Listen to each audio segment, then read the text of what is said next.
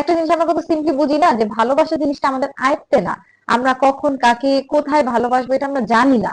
আজকে হচ্ছে আমি আমার কোনো বই নিয়ে কথা বলবো না, আমি আমার একটা পার্সপেক্টিভ শেয়ার করি আপনাদের সাথে। এই যে মানুষ একজনকে ভালোবাসার পর আরেকজনের প্রতি যে অ্যাট্রাকটিভ হয়, আরেকজনের প্রতি যে অ্যাট্রাক্ট হয়, আরেকজনকে ভালোবাসে, আরেকজনকে বিয়েও করে, মানে এই জিনিসটা আপনাদের কাছে এত মেনে না নেওয়ার মতো হয় কেন? যে এটা মেনে নেওয়া যাচ্ছে না, একটা মানুষ একজনকে ভালোবাসে, এখন ওকে রেখে আরেকজনকে সে ভালোবেসেছে, দেন সে ফার্স্ট জনকে ডিচ করে অন্যজনকে বিয়ে করেছে, কারণ সে ওই মানুষটাকে ভালোবাসে এবং সে ভালোও আছে।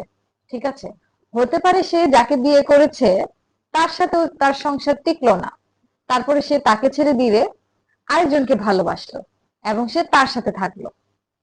এখানে খারাপ কি জিনিসটা, মানে এখানে মেনে না নেওয়ার মতো জিনিসটা আসলে কি আমি জানতে চাই। আমার পার্সপেক্টিভ থেকে যদি আপনি দেখেন জিনিসটা লজিক্যালি সায়েন্টিফিকলি এত বেশি ইজি, ঠিক আছে, যদি ইমোশনালি আমি জিনিসটাকে ডিল করি তাহলে এটা আসলে আমার জন্য হার্ড, যে হ্যাঁ আমার ভালোবাসা মানুষ আরেকজনের কাছে চলে গেল। কিন্তু আপনি লজিক্যালি যদি জিনিসটা চিন্তা করেন, দেখেন আপনি ধরেন একজনকে ভালোবাসেন, এখন তার প্রতি আপনার ভালোবাসা জিনিসটা কমে গিয়েছে, কমতেই পারে, বেড়ে গিয়েছে, বাড়তেই পারে। এখন জিনিসটা হচ্ছে আপনার সাইন্টিফিকলি মাইন্ডে তো চিন্তা করতে হবে, এখানে তো আপনার কন্ট্রোলে কিছু না। মানে একটা জিনিস আমরা কত সিম্পলি বুঝি না যে ভালোবাসা জিনিসটা আমাদের আয়ত্তে না। আমরা কখন কাকে কোথায় ভালোবাসবো এটা আমরা জানি না। এখন একজনের প্রতি আমরা মানে ভালোবাসা একজনের প্রতি এসে পড়ে কিভাবে আসে আমরা জানি না। আবার একজনকে আমরা যদি ঘৃণা করতে চাই তাহলে তাকে ঘৃণা করতে পারি না। আবার যদি কাউকে আমরা দেখেন ভালোবাসতে চাই তাহলে তাকে আমরা ভালোবাসতে পারি না। তো এই জিনিসটা টোটালি আমাদের আয়ত্তে না। আপনি দেখেন একটা মানুষ একজনকে ভালোবাসে, তার প্রতি ভালোবাসা শেষ হয়ে গিয়েছে, কমে গিয়েছে, সো তার অন্য কারোর প্রতি ভালোবাসা এসেছে, সে অন্য কাউকে এখন ভালোবাসে। তো বাসতেই পারে, তার অন্য কারোর প্রতি মন এসেছে, অন্য কাউকে সে মন দিয়েছে, মন অন্য কাউকে ভালোবেসেছে, সো এটা তার তো কোনো কিছু করার নাই। এখন তার কাছে দুইটা ওয়ে আছে, দেখেন, হতে পারে তার মন যেটার কাছে যেতে চাচ্ছে সে ওটার কাছে চলে যাবে, তার মন ভালোবাসা চাচ্ছে, তার মন ওই মানুষটাকে চাচ্ছে যাকে সে ভালোবাসে। আরেকটা হয়ে কি, যে সে জবরদস্তি ওই সম্পর্কটার মধ্যেই থাকছে যেখানে তার ভালোবাসা এবং ইন্টারেস্ট শেষ হয়ে গিয়েছে। কত বেশি ডিফিকাল্ট দেখেন জিনিসটা। সে যদি ওই মানুষটার সাথে থাকে যাকে সে ভালোবাসে না, যার প্রতি ভালোবাসাটা শেষ হয়ে যায়, এখন তাকে সে বিয়ে করলো, এখন তাদের মধ্যে যে রোমান্টিক জিনিসটা, তাদের মধ্যে যে পিওর যে লাভটা, এটা আসবে কোথা থেকে? এখানে তো একজন ভালোবাসে না, একজন তো অন্য কাউকে ভালোবাসে, এবং তাদের ধরেন যে বাচ্চাও হলো, ওই বাচ্চাটা তো সাফার করবে, তাই না? ওই বাচ্চাটা তার বাবা মার মধ্যে কখনো দেখবে যে ভালোবাসা বা মিল জিনিসটা নেই। তো এইখানে এত টক্সিসিটি, এত নেগেটিভিটি ছড়ানোর কি দরকার? ওই বাচ্চাটা বড় হয়ে এটাই শিখবে, ওই বাচ্চাটার লাইফ পার্টনার হবে, ওই বাচ্চাটারও বাচ্চা হবে। তো এখানে কি একটা পারিবারিক ভাবে না একটা ইফেক্ট মানে পড়ে যায়।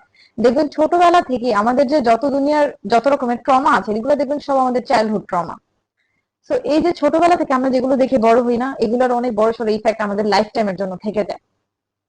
সো এই জিনিসটা আমার কাছে এত বেশি ইজি লজিক্যালি, যদি ইমোশনালি না দেখি, যে একটা মানুষ একজনকে ভালোবাসে, এখন ওকে ছেড়ে আরেকজনকে ভালোবাসে সে, তো যাকে ভালোবাসে তার কাছে তো যাবে, তাই না? সিম্পলি চলে যাক, কারণ যাকে সে ভালোবাসে না তার সাথে থাকার তো কোনো দরকার নেই। এখন এই জিনিসটাকে এত বেশি কমপ্লিকেটেড করে দিয়েছে মানুষজন, যে এইখানে এত ডিফিকাল্ট করে দিয়েছে ওই মানুষটার জন্য, যে ওই মানুষটার কাছে সিচুয়েশনটা এত ডিফিকাল্ট হয়ে যায় যে আমি একটা মানুষের সাথে আছি, এখন যদি আমি অন্য কারোর সাথে চলে যাই দুনিয়াদারি মানুষ আমাকে কি বলবে, আমার ভালোবাসাকে আমি মাটি দিয়ে এখন আমি ওর সাথেই থাকি। মানে এখন দেখেন সে নিজেও সাফার করবে, কষ্টে থাকবে, যার সাথে সে জবরদস্তি থাকবে সে তাকেও সাফারে রাখবে, তারপর হচ্ছে তাদের যে বাচ্চা তার সেও সাফার করবে। সো এখানে এত লং টার্ম একটা সাফার করার কি দরকার? যে যাকে ভালোবাসে তার কাছে চলে যাক না, তার সাথেই থাকুক না, ভালোবাসাটা যখন শেষ হয়ে যাবে সম্পর্কটা সেখানে শেষ করুক না, তারপর যদি তার একা থাকতে মনে চায় একা থাকুক, অন্য কারোর কাছে যেতে ইচ্ছে করলে যাক। মানে এখানে জিনিসটাকে কি একটু সিম্পলি দেখা যায় না, একটু সিম্পল ভাবে ইজিলি যদি ডিল করা যায়, তাহলে দেখবেন যে সাফার জিনিসটা অনেক কমে যাবে এবং সবাই সবার লাইফে অনেক বেশি হ্যাপি থাকবে। এখানে এত টানাটানি জবরদস্তি ওর উপর ওর এত ডিপেন্ডিং হওয়া, দেন হচ্ছে রেসপন্সিবিলিটি ধরিয়ে দেওয়া যে না তুমি প্রমিস করেছো এখন প্রমিস রাখতেই হবে যেভাবেই হোক। ওই ছেলেটাও একটা মানুষ, মেয়েটাও একটা মানুষ, এখানে ছেলে মেয়ের বিষয়টা না, বিষয়টা হচ্ছে একটা মানুষের, মেয়ে হোক বা ছেলে, যার যে মন যাকে চায় সে তার কাছেই যাক। It is so simple. So এইটা হচ্ছে আমার পার্সপেক্টিভ, যে এইটা আসলে আহামরি কোনো ব্যাপার না যে একটা মানুষ একজনকে রেখে আরেকজনকে কেন ভালোবাসছে, আর কেন ভালোবাসছে সে কিভাবে জানে।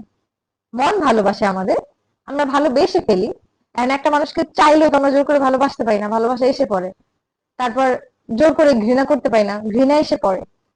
সো এইখানে জিনিসটা অনেক ন্যাচারাল, অনেক বেশি সিম্পল। কিন্তু মানুষ যে যে অধিকার টানাটানি, প্রমিস রেখে, প্রমিস করেছো কেন রাখতে হবে, বিয়ে করেছো কেন থাকতে হবে, তো এগুলো অনেক ফোর্স, এগুলা মানুষজনের উপরে অনেক বেশি ফোর্স, মানুষকে মানুষের মতো আসলে বাঁচতে দেয় না।